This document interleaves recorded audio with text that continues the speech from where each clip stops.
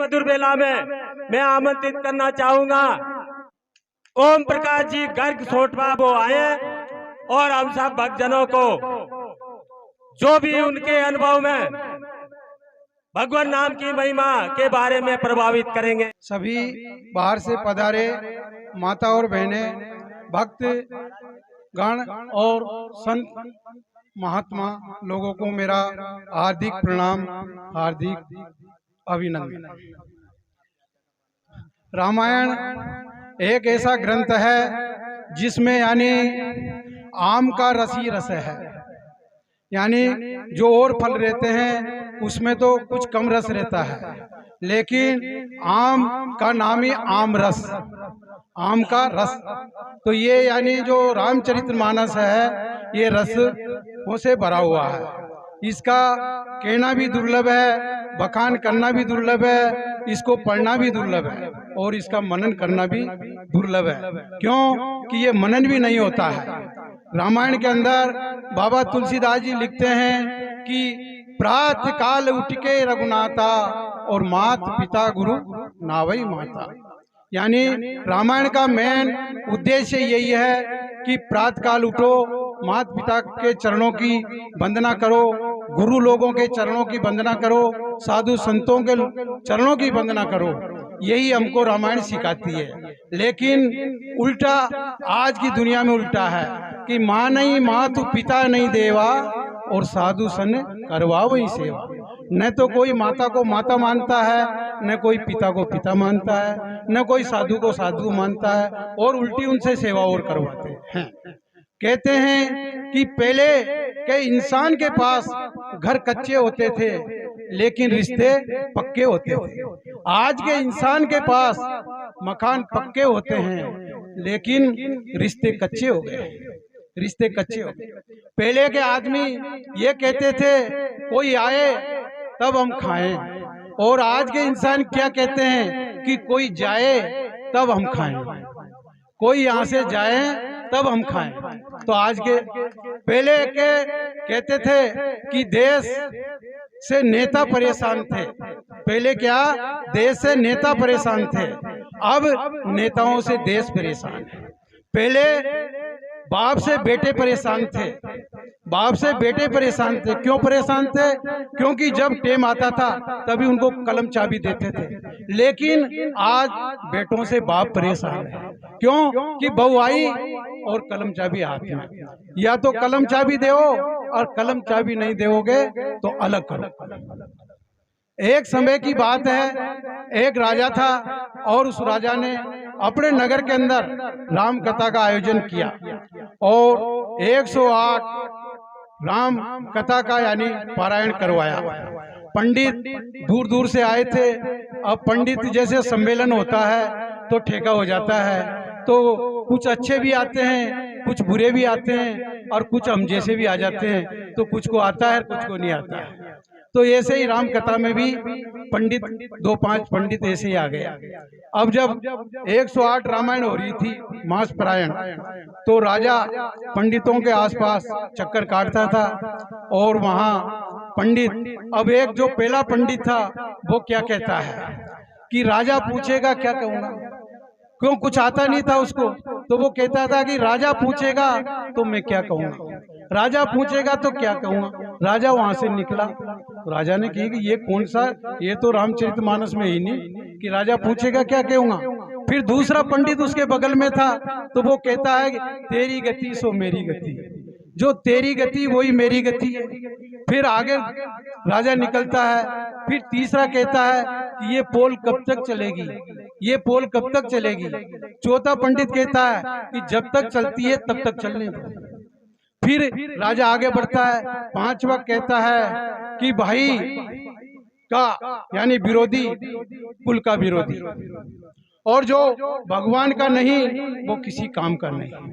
अब पांचों पंडितों ने ये आपस में बातें जब पढ़ रहे थे तो राजा असमंजस में पड़ जाता है और कहता है कि हे पंडित जी महाराज, तुम यह बताओ कि राम कथा में ये प्रसंग तो है ही नहीं जो ये कह रहे हैं। अब जो समझदार पंडित था उसने कहा कि महाराज आपको मालूम है कि पहला पंडित क्या कह रहा है कि राजा पूछेगा क्या कहूँगा, कि तो महाराज जब राम को वनवास हुआ था, राम लक्ष्मण सीता वन में गए थे, तो सुमंत रथ में लेकर जाता है और कहता है कि नाथ कयूं अस कौशल नाथा, अल्ले रथ जाऊ राम के साथा, आनो फेरी कि बन ही सिधाए।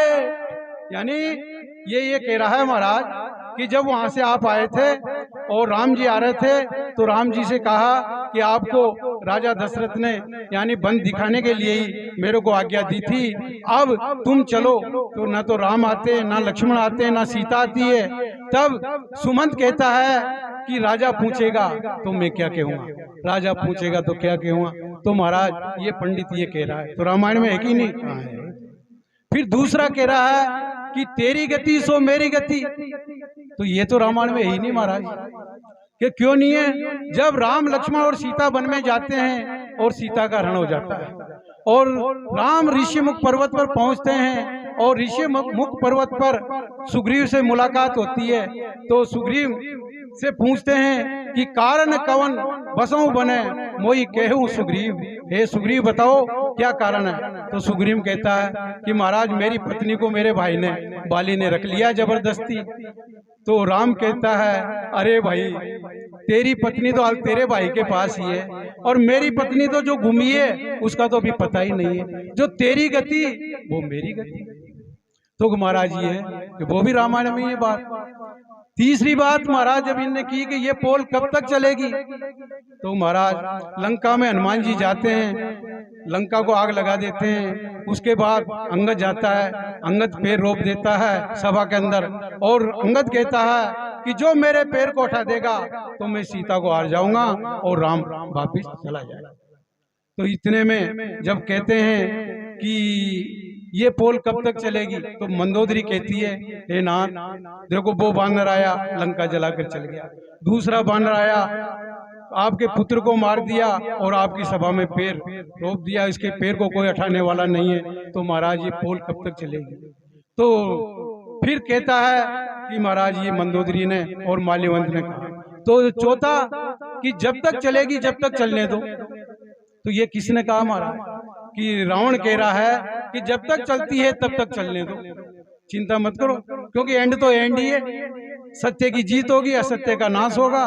तो जब तक फिर कहा है कि जो भाई का विरोधी वो कुटुंब का विरोधी, भले से कैसा भी हो भाई का विरोधी, जो राम का नहीं वो किसी काम का नहीं। तो ये क्या महाराज कि जब युद्ध चालू हो रहा था और मेघनाथ और लक्ष्मण के युद्ध हो रहा था, लक्ष्मण के शक्ति लग चुकी थी, उसी वक्त लक्ष्मण जीवित हो जाते हैं और बाद में कुंभकर्ण जाता है और कुंभकर्ण के पास जब संदेश आता है तो विभीषण कहता है कि नाथ कनक भूदरा कार शरीरा आवत कुंभकर्ण महारण धीरा।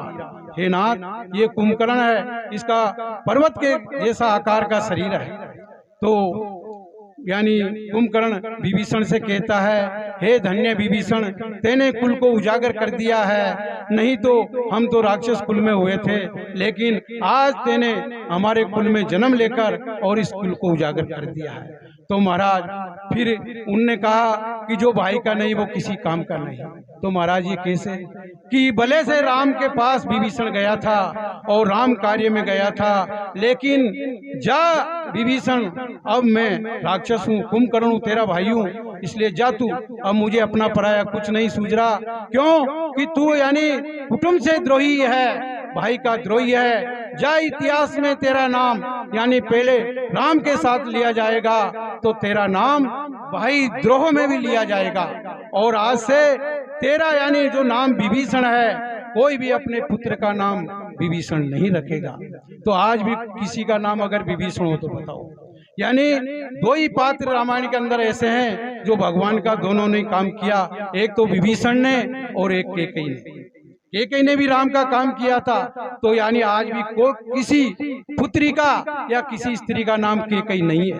क्यों कि दो ही पात्र को ये श्राप लगा हुआ है, ना तो विभीषण नाम होगा और ना कैकेयी नाम होगा।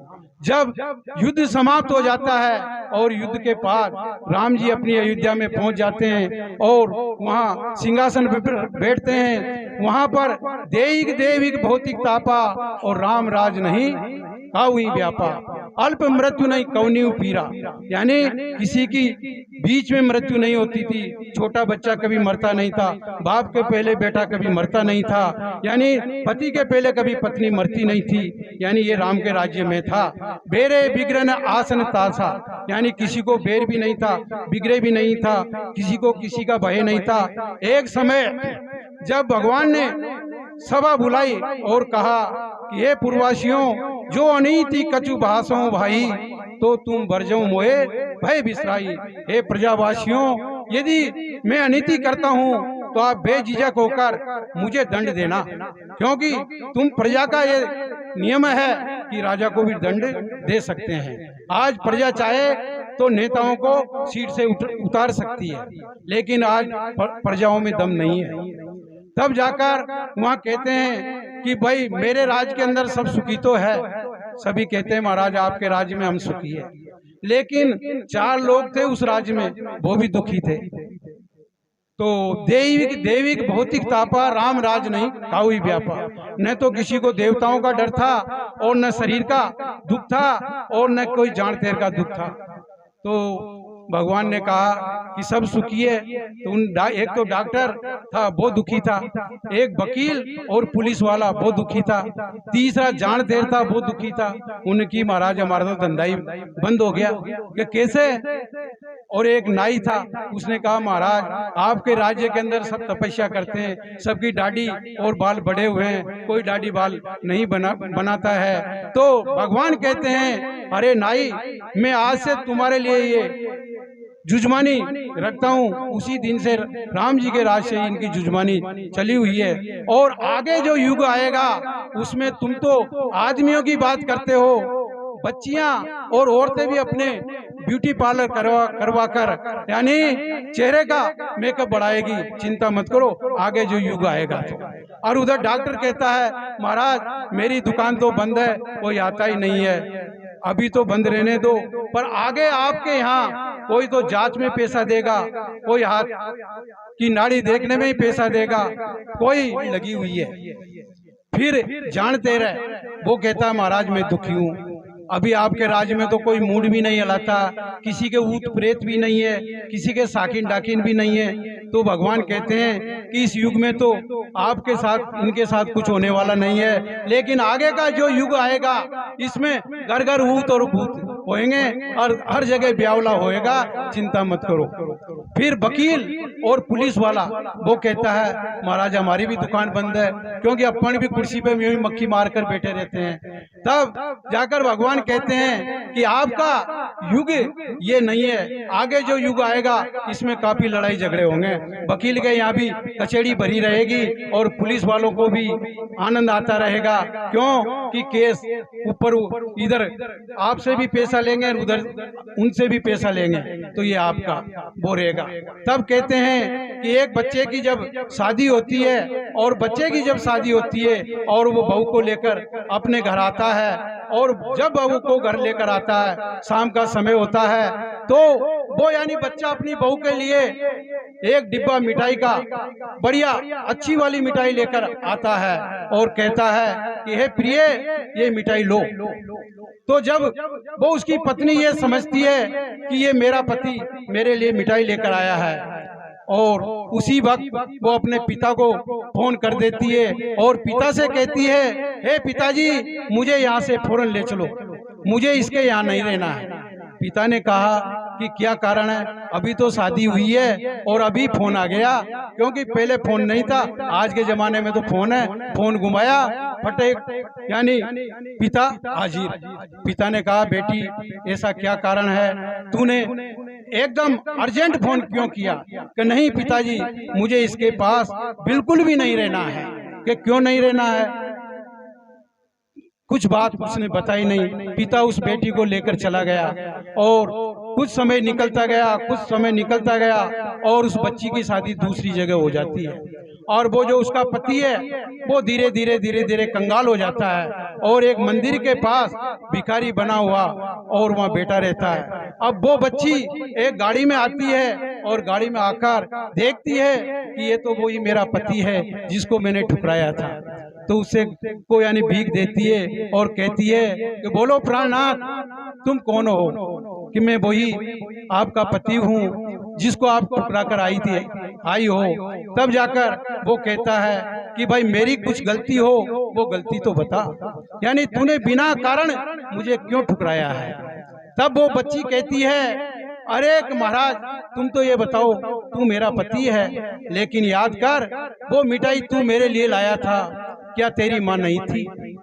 जो अपनी माँ का नहीं हुआ वो मेरा क्या होगा? जो अपनी माँ का नहीं हुआ वो मेरा क्या होगा? तो तेरे को जब तू मिठाई लेकर आया था तो तेरे को अपने माँ बाप के पास ही मिठाई ले जाना था, जबकि तू उनके पास तो नहीं लेकर गया और उस मिठाई को मेरे पास लेकर आया है। तो बहुत से कहते हैं कि माँ बाप दुखी है, अरे माँ बाप दुखी तो अपन भी दुखी है, यानी जीते और जिंदे भगवान कौन है? ये माँ बाप ही जिंदे भगवान है। आज जितने भी दुख पा रहे हैं अपन तो दुख इसी बात का है और कोई दुख नहीं है। यानी आदत अपनी बुरी सुधार ले बस भजन हो गया, और मन की तरंग को तू मार ले बस भजन हो गया। यानी भजन की जरूरत नहीं है। तुम विध्वंसकारियों ने बम से विस्फोटक। भाई साहब जो वकील थे वो कह रहे थे कि साहब माता पिता के बारे में भी बोलना चाहिए। तो माता पिता तो इस युग में अभी दुखी है, जब कहते हैं कि नई सदी में मिल रही दर्द भरी सौगात, और बेटा कहता बाप से तेरी क्या औकात? बेटा कहता बाप से तेरी क्या औकात? कि पानी आंखों का मरा, अरे मरी शर्म पर लाज, बहू कहे अब सास से घर में मेरा ही राज। यानी सास को एक तरफ बिठाल देती है और कहती है कि अब घर में मेरा ही राज। मंदिर में पूजा करे, और मंदिर में पूजा करे, रोजाना मंदिर को जाती है, मंदिर में पूजा करे, घर में करे कलेश, माँ बाप को बोझ लगे और पत्थर लगे गणेश। अब तो अपना खून भी करने लगा कमाल, और बोझ समझकर माँ बाप को घर से लगा निकाल। रिश्तों को यूं तोड़ते और जैसे कच्चा सूत, और बंटवारा माँ बाप का देखो करने लगा कपूत। एक माई को तो एक बेटा रख लेगा और बाप को दूसरा बेटा रख लेगा। तो उनमें भी बेचारों का बुढ़ापे में तो क्योंकि चिड़िया भी अपना घोंसला नहीं छोड़ती है, तो उन दोनों के यानी सुख दुख का जो साथी है उसको भी छुड़ा देते हैं। भाई भाई में हुआ अब कुछ ऐसा बेर, और रिश्ते टूटे खून के प्यारे लगते घेर। माँ की ममता बिक रही, अरे माँ की ममता बिक रही, बिके पिता का प्यार, मिलते हैं बाजार में वफा बेचते यार। कि मात पिता को पानी पूछे नहीं और भंडारा करवाते हैं। भाई भाई का हक मार के बेटे दानवीर कहलाते हैं। छोटे भाई का हक मारा, छोटे भाई का हक मारा, बहन से भी अन्याय किया, अपनी सुख सुविधा का ये कैसा उपाय किया। भाई भाई के दुश्मन कैसे यहाँ बन जाते हैं, और माता पिता को पानी पूछे नहीं भंडारा करवाते हैं। जिस माँ ने तुमको जन्म दिया पाला और उंगली पकड़ चलाया है, छाया बनकर जो चली साथ में धूप से जिसे बचाया है, वो भी अपने माता पिता को साथ में रखने में शर्माते हैं। भाई भाई का हक मार के बेटे दानवीर कहलाते हैं। कि रात रात भर जागी थी माँ, रात रात भर जागी थी माँ, जिस बेटे को सुलाने को भूखी रही भले ही दिया लाल को खाने में, वो भी अपनी माँ को पास में रखने में शर्माते हैं।